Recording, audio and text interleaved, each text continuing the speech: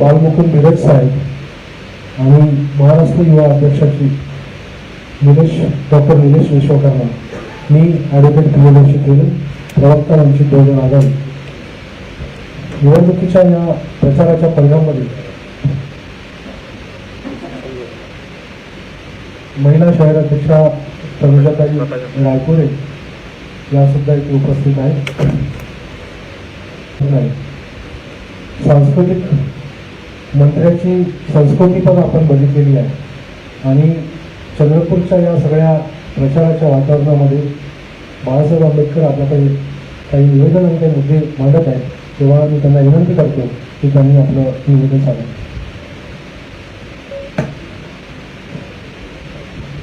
मागच्या 2.5 वर्षामध्ये एक नवीन फिनॉमिना बघायला मिळतो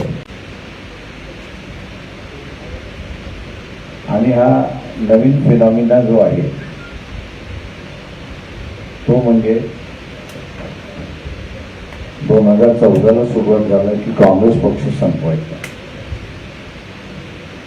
तर प्रत्येकाला असं वाटलं की एक पॉलिटिकल पार्टीचं भांडण आहे, त्या ह्याच्यामध्ये आपल्याला असताना दिसतंय. एक प्रॉपगंडा म्हणून त्या ठिकाणी बघण्यात आला. परंतु काँग्रेस सोडलं आणि स्वतःचाच पक्ष संपवायला निघाला आणि ते मागच्या 3 वर्षापासून अत्यंत प्रॉमिनंटली दिसायला लागले. पंतप्रधान नरेंद्र मोदी यांनी भारतीय जनता पक्षाचं सरकार असं संबोधत नाही.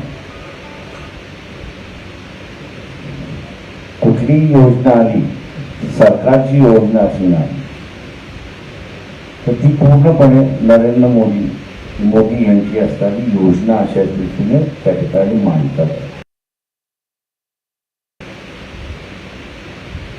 काँग्रेस संपवण्याची गोष्ट त्यांनी सोडली, त्यांनी आता असताना स्वतःचा भारतीय जनता पक्ष संपवण्याचा मार्ग केला. त्याच्या पुढे जाऊन आपण असताना पाहिलं तर भारतीय जनता पक्षाचा असताना बॅकबोन जे आहे ते RSS आहे. वैचारिक मतभेद आमच्या RSSचे आजही कायम आहेत. वैचारिक मतभेद आम्ही असताना म्हणालो होतो की ते वैदिक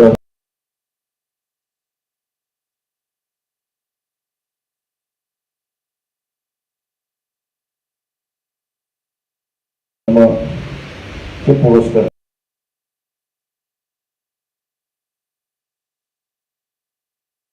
आहे आणि मग जात व्यवस्थेचे पुरस्कार. आम्ही त्यांना असं म्हटलं, तुम्ही बदलला हे दाखवायचं असेल तर जात व्यवस्थेतले पुजारी पण आपण संपवलं पाहिजे, म्हणजे कुठल्याही जाती असेल. त्याच्या जागी एक हिंदू थिओलॉजिकल स्कूल उभी करायची, त्याला सगळे हिंदू धर्मातले विधी व कार्यक्रम जे आहेत ते करण्याचा अधिकार राहील. जातीवरती आधारित पुजारी पण बंद. त्याच्यामुळे आमचे मतभेद आहेत त्यांच्यावर, नाही असं नाही. नरेंद्र मोदींचं सरकार आलं, आम्ही असताना मोहन भागवत यांना असताना विचारतो की तुम्ही मागच्या 2.5 वर्षामध्ये किती वेळा नरेंद्र मोदी यांच्याकडे वेळ मागितला, किंवा त्यांना असताना तुम्ही सांगितलं की आपण भेटला पाहिजे. या 2.5 वर्षामध्ये नरेंद्र मोदी आणि त्याचा जो कार्यकर्ता आहे त्यांनी हा प्रश्न स्वतःलाच विचारला पाहिजे की नरेंद्र मोदी हे जर मोहन भागवतांना भेटत नसतील तर त्यांनी नरेंद्र मोदींना असताना प्रचार का करावा. कारण उमेदवार हा असताना BJPचा नाही तर सांगितलं जातो नरेंद्र मोदींचा असताना उमेदवार, मोदींचा उमेदवार.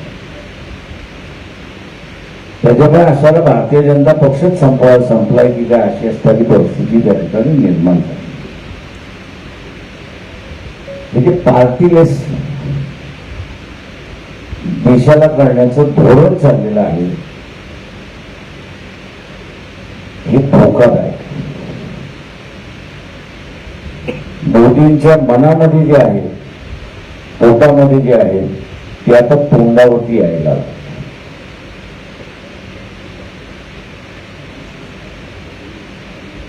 पंतप्रधान ते आहेत, पुन्हा 5 वर्ष मीच सत्तेवरती येणार म्हणून असं सांगतात. काँग्रेसवाल्यांनी 29चा असताना तयारी करावी असंही त्या ठिकाणी म्हणतात. आणि दुसऱ्या बाजूस सत्तेवरती नसलेला काँग्रेस हा देश तोडणार असा प्रचार त्यांचा चाललेला आहे.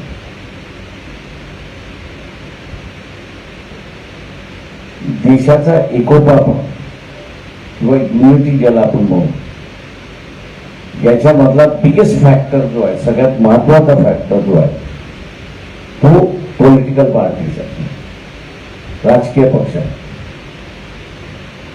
राजकीय पक्ष हे भारताच्या एकतेचे सिंबॉल आहेत असं मी त्या ठिकाणी मानतो.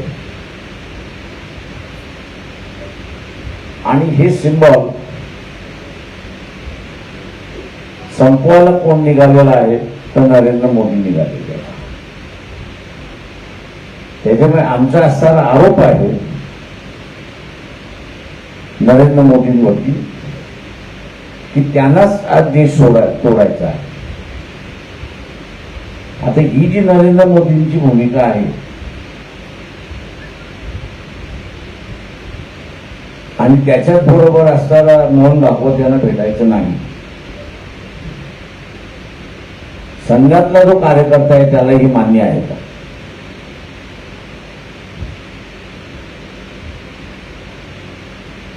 दुसऱ्या बाजूस संघ आणि भारतीय जनता पक्ष आम्ही हिंदूंचे प्रतिनिधी आहोत म्हणून या ठिकाणी म्हणतात. आणि आम्ही ख्रिश्चनांच्या आणि मुसलमानांच्या विरोधात आहेत असं ते सांगतात. 2014 हे प्रश्नाचं उत्तर राज्यसभेमध्ये देईपर्यंत, मागच्या 5 महिने अगोदर ह्याच गव्हर्नमेंटने दिलेल्या आकडेवारीप्रमाणे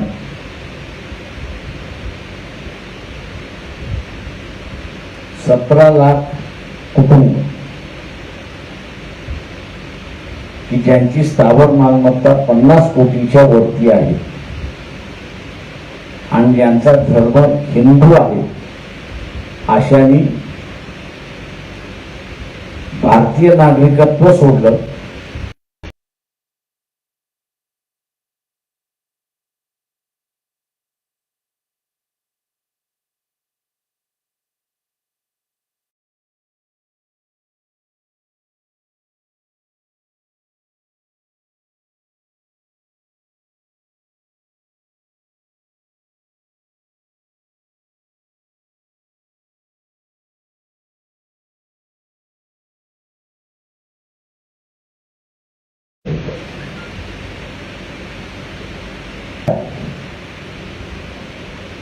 याचं समर्थन RSS कसं करत? आमचं मतदारांना आव्हान आहे की RSS आणि विश्व हिंदू परिषद किंवा भारतीय जनता पक्षाचे कार्यकर्ते प्रचाराला येतील आपल्या वस्तीमध्ये, आपल्या गावामध्ये किंवा आपल्यापर्यंत.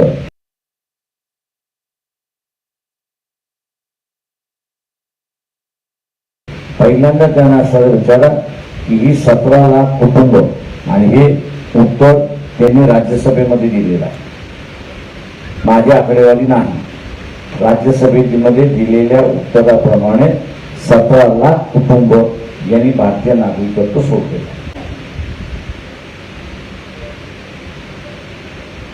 व दुसरं महत्वाचं आहे,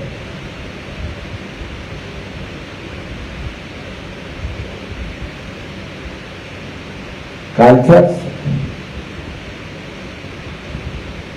एका चॅनलच्या माहितीप्रमाणे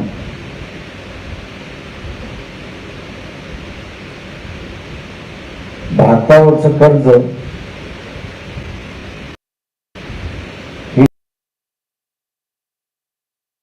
GDPच्या इक्वल झालेला आहे. म्हणजे GDP ह्या देशातली 100 असेल तर आता कर्जही 100 झालेला आहे. की जे नरेंद्र मोदी सत्तेवरती येताना 26 रुपये कर्ज होतं, म्हणजे 100 रुपयाचं उत्पन्न असेल आहे, येत्या 2 वर्षामध्ये कंगाल होण्याच्या मार्गावरती आहोत. शेवटचा मुद्दा या ठिकाणी असताना की इंडस्ट्रीवरती रेडिंग करत करत करत हे सरकार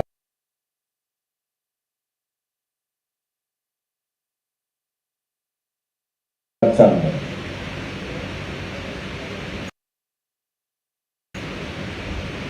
आता इथल्या व्यापाऱ्याला मी असं आवाहन करतोय की तुमच्या दारामध्ये ईडी नको असेल, CBI नको असेल,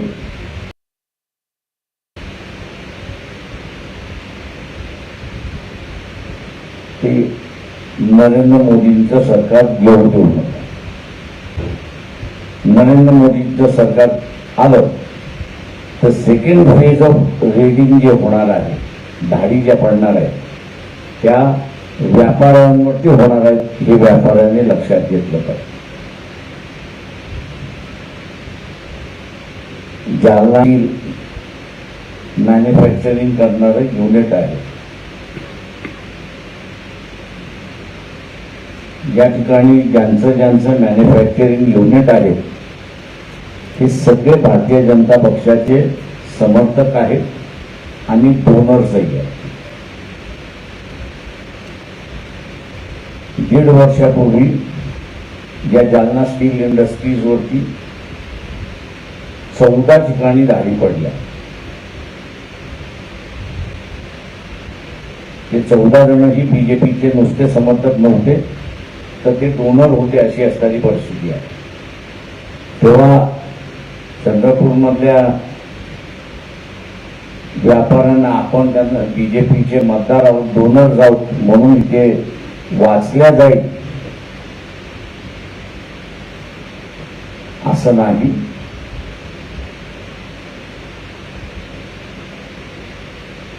तर मागणींची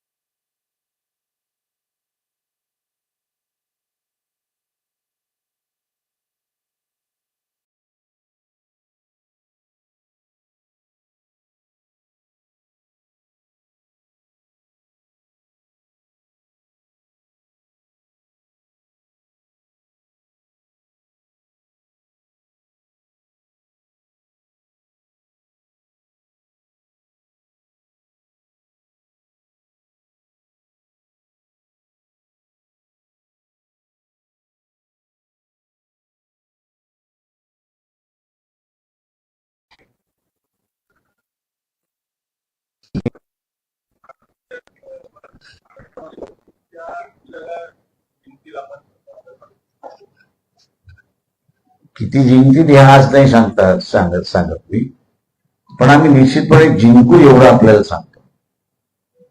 कारण का माझ्या अंदाजानं इथले जे अॅनालिस्ट आहेत हे ट्रेडिशनल अॅनालिस्ट आहेत. मला कंप्लीट करू द्या प्लीज. हे ट्रेडिशनली अनालिसिस करतात येत असं मी त्या ठिकाणी मानतोय. मी आता बुलढाणा म्हणून असं उदाहरण देतो की माझ्या बाजूला आहे. जरांगे हा फॅक्टर कोणीच लक्षात घेतलेला नाही.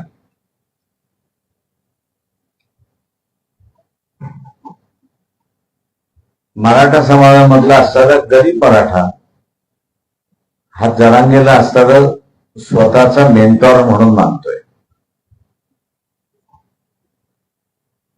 आज माझा होरा आहे हा, मी असं म्हणतोय. आणि जे काही बघितलेलं आहे 30% मतदान हा जरांगे पाटलाच्या याच्याप्रमाणे वोटिंग करणार आणि त्यांनी या 4ही पक्षांना मतदान देऊन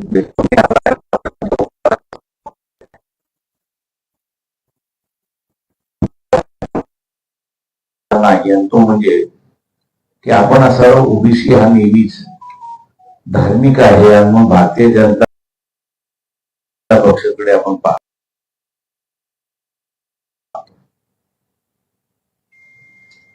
परंतु जे काही मध्यंतरी आंदोलनं झाली त्या आंदोलनामधून असणारा ओबीसी हा पॉलिटिकल जागृत झालेला आहे आणि वोकलही झाला अशी असणारी परिस्थिती आहे. आणि म्हणून संख्येने बलाढ्य असणारा मराठा समाज याला तो ठणकावून सांगत होता की मी तुला माझ्या ताटामध्ये घेत नाही, माझ्यामध्ये तू रिझर्वेशन घेऊ नको. तेव्हा एसर्टिव्ह झालाय असं मी त्या ठिकाणी मानतो. हे दोन फॅक्टर्स माझ्या अंदाजानं फार मोठ्या प्रमाणात इफेक्ट करतील असं मला स्वतःच मानतो. बाळासाहेब, वंचितला प्रत्येक निवडणुकीमध्ये उमेदवार आयात का करावा लागतो? कारण मागे पण असं झालं, यावर्षी पण. आयात म्हणण्यापेक्षा उमेदवार आमच्याकडे असतो, येतात त्या सगळ्या ह्याच्यामध्ये, आणि नंतर मग असणारं नडवण्याचं जे कामकाज चालतं या ठिकाणी त्यामध्ये असणारा उमेदवार मग एक तर गप्प बसतो किंवा असणारं घरी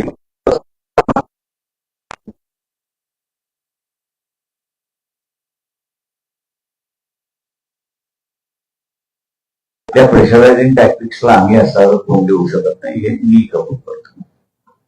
बाळासाहेब, गुजरात सरकारने एक नवीन अध्यादेश आणला आहे. जर हिंदू धर्मातील लोकांना शीख बौद्ध धर्मात जर कन्वर्ट करायचं असेल किंवा त्यांना धर्मांतर करायचं असेल तर सरकारची परवानगी घ्यावी लागेल. मुळात कसं आहे की रिलिजियस फ्रीडम आहे. तुम्ही कुठल्या रिलिजन मध्ये जाता, कुठल्या देवाला मानता, कुठल्या देवीला मानता, हा तुमचा असणारा अधिकार आहे. मायांना हा असणारा निर्णय जो काही केलेला आहे तो चॅलेंज केलेला आहे कोर्टामध्ये. बाळासाहेब, कुठलीही निवडणूक लढण्यासाठी आर्थिक पाठबळ हे अत्यंत महत्वाचं असतं. आपल्याकडून आर्थिक पाठबळ मिळवण्यासाठी लोकवर्गणीचा वापर केला जातो किंवा ते एक माध्यम आहे, आपलं प्रभावी माध्यम आहे. आणि वंचितला मानणारा जो वर्ग आहे तो मोठ्या प्रमाणात जमेल तशी मदत करतो. पण दुसरीकडे आपण हेलिकॉप्टरने देखील प्रचार करता आणि ही एक महागडी यंत्रणा मानली जाते निवडणुकीतली. कसं मॅनेज करता? मग पक्षाकडे इतकं आर्थिक पाठबळ आहे की नाही, नेमकं काय सत्य परिस्थिती आहे? लोक वर्गणी देतात, तुम्हीच कबूल केलेलं आहे. क्राऊड फंडिंग आम्ही असणारा करतो. त्याच्याच बरोबर असणारा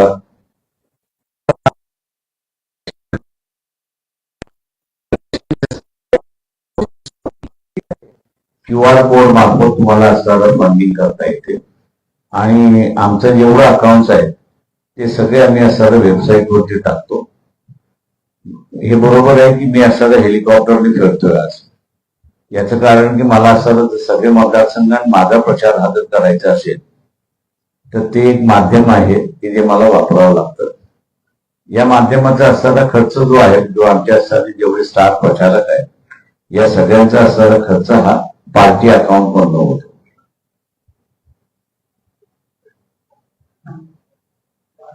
या पद्धतीने बहुजन आघाडीने नाशिकला जो प्रचार केला आणि त्यावेळेस तिसऱ्या क्रमांकावर रेसवर आपली वंचित बहुजन आघाडी चंद्रपूर लोकसभा वणी आणि चंद्रपूर दिसत होती. पण आता रेसच्या बाहेर तिथून राहिली. मी नाही म्हणत, जनता म्हणते. यासाठी तुम्हाला माझं म्हणणं असं आहे की रिझल्ट होईपर्यंत कोणी जजमेंट देऊ नये असं माझं आग्रह आहे. प्रत्येकाची मतं ही असतात. माझं जे आज अनालिसिस मला असताना जे दिसतंय त्या ह्याच्यामध्ये असणारा आदिवासी हा जो आहे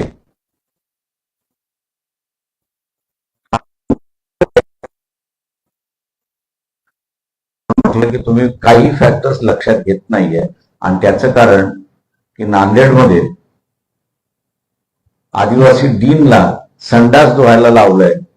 हा इश्यू ना तुम्ही हायलाइट केला, ना कधी बघितला, ना त्याचे मोर्चे निघाले त्याच्याकडे तुम्ही लक्ष घेतलं, किंवा आजही त्याच्यामध्ये त्याच्याबद्दलची किती चीड आहे ही तुम्ही असा अंदाज घेतलेला नाही.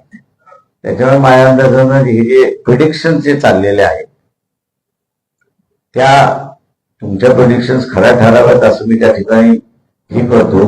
पण परिस्थिती वेगळी निघाली तर शॉक लागू नका एवढं फक्त विनंती. बाळासाहेब, इकडे तुम्ही इंडी आघाडी सोबत वारंवार जागांसाठी तडजोड करता आणि मागच्या काही वर्षात लक्षात येते की प्रत्येक वेळेस त्या काही तुमच्या मागण्या पूर्ण करत नाही आणि तुम्ही बाहेर पडता. येत्या विधानसभा निवडणुकीत पुन्हा तुम्ही त्या टेबलवर बसणार आहात का तडजोड? नाना पटोलेंना हा प्रश्न विचारला तुम्ही काय की त्यांची उमेदवारी जाहीर झाल्यानंतर त्यांनी माघार का घेतली. तुम्ही हा प्रश्न जर विचारला तर तुमच्या प्रश्नामध्ये तुम्हाला उत्तर दिसेल. बट सर इसी प्रश्न का एक्सटेंशन है, जैसे कि आपने स्टार्टिंग में कहा मोदी साहब ने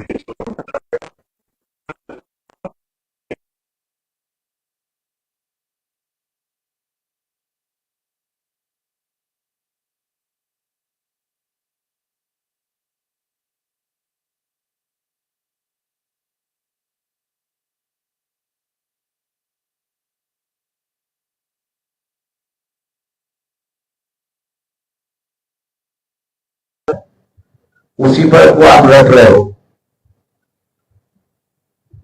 जो हम लोग ने बात कही कि पिछले बार के जो है 9 सीटों पर कांग्रेस को सिर्फ और एनसीपी को सिर्फ मुसलमानों के वोट मिले, हिंदुओं के वोट मिले. आपने इसको कभी ध्यान से देखा ही नहीं और इसलिए आपका जो है जो कहने जा रहा है वही आप सुनते रहे हो, दूसरा कोई है नहीं.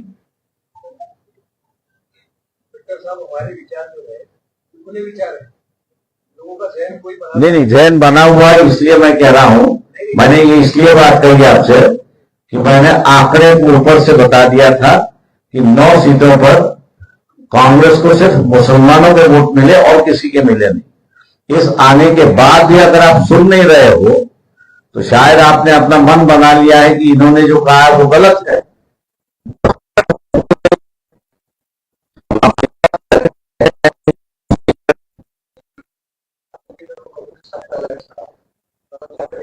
देखिए अलायंस ये बात रहती है कि कब जमता है कभी नहीं जमता है. अब ऐसा है, मैं अगर आरोप करूं कि कल्याण की सीट एकनाथ शिंदे के लिए उद्धव ठाकरे ने छोड़ दी, पंकजा मुंडे की सीट एनसीपी ने 5 बार गिरा हुआ आदमी दोबारा वहां पे खड़ा किया है, तो इसका मतलब क्या है? आप उसका मतलब निकालते ही नहीं हो. नए चेहरे होने के बाद, नया कार्यकर्ता होने के बाद भी उसको आप नहीं रिपीट करते हो. जो गिरा हुआ उसको है. मैंने आज 2 नाम बताया, मैं से 20 नाम कॉन्स्टिट्यूंसी के बताऊंगा कि जहां पर उम्मीदवार जो है वो फिक्सिंग है. जैसे भंडारा की है, बुल्ढाना की है. ओल्ड शिवसेना का कैंडिडेट जाधव एकनाथ शिंदे के साथ है, उसी को उम्मीदवारी दी है एकनाथ शिंदे ने. उद्धव ठाकरे ने जो उम्मीदवारी दी है उसके पीए को दी है. तो ये मैच फिक्सिंग है या नहीं है?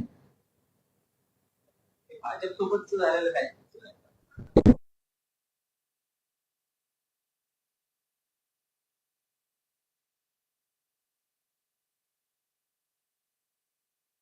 छत्रपती जे आहे शाहू महाराज हे वंशज नाहीये असं म्हणणं आहे तिथे उमेदवारांचं आणि याला बावनकुळेंनी समर्थन देखील.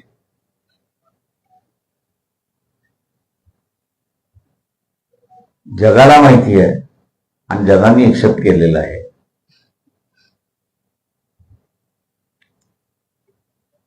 की शाहू महाराजांचं कुटुंब कोण आहे, त्यांचे जवळचे कुटुंबातले माणसं कोण आहेत. त्याच्यामुळे जगाने मान्य केल्यानंतर 2 गाढवांनी कॉमेंट केल्यानंतर त्याच्यावरती आपण कॉमेंट करावं असं मला वाटत नाही.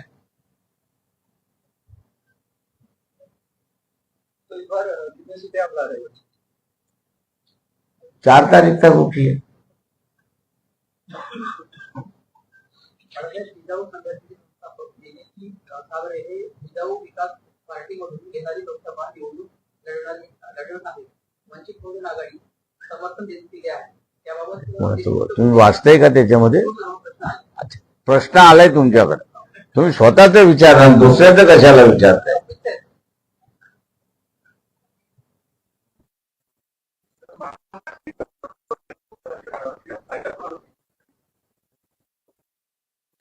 निर्भय मनेचा असा एक कार्यक्रम झाला होता.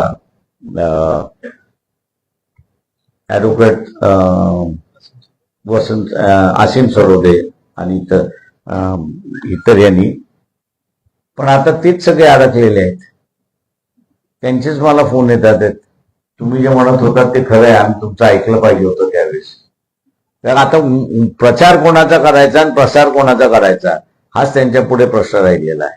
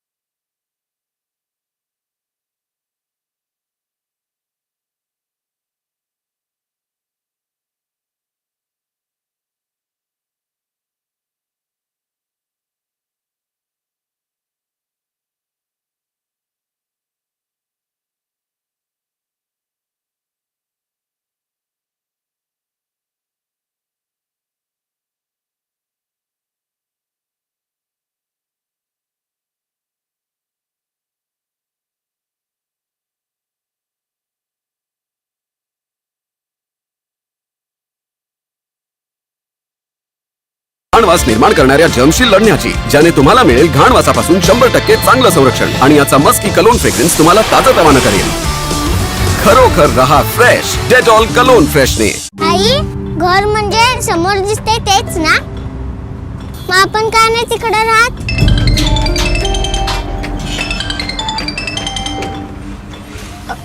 हॅलो रेखाताई, प्रधानमंत्री आवास योजनेतून लवकरच तुम्हाला तुमच्या हक्काचं पक्क घर मिळणार आहे. 15,40,000 कष्टकर्यांना घर प्रदान.